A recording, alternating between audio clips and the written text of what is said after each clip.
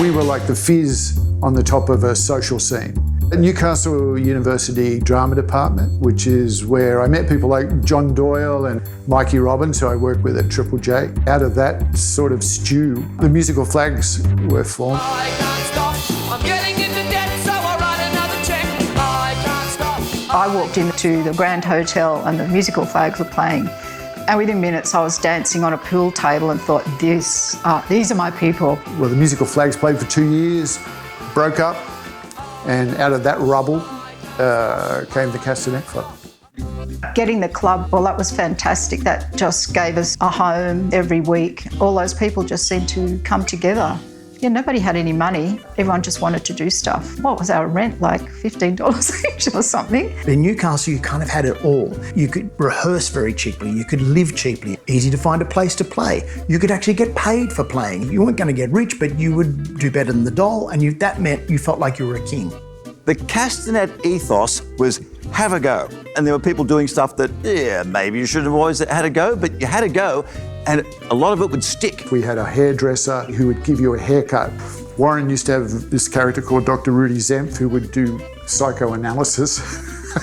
Maynard and I would run around with a Polaroid, and you could have your photo taken with Elvis, which I would sign. We probably owe the Elvis estate a fortune over that.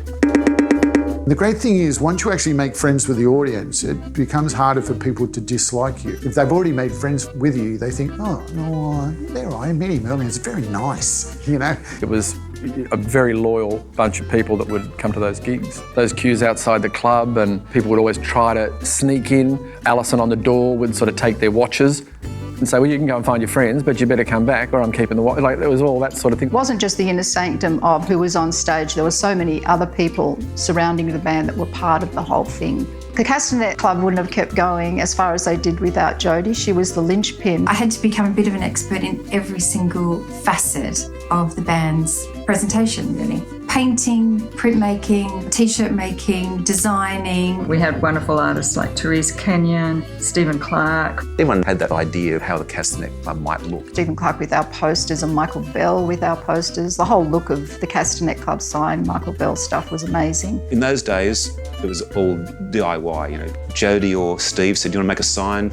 You know, it happened within about a week, I think. Each letter was cut out of the top of a school desk. The sign cost nothing to make at all. The colour scheme came from a pack of licorice all sorts, and I guess I'm referencing old Luna Park, a bit of old Las Vegas sort of club look, kitschy TV shows at the time.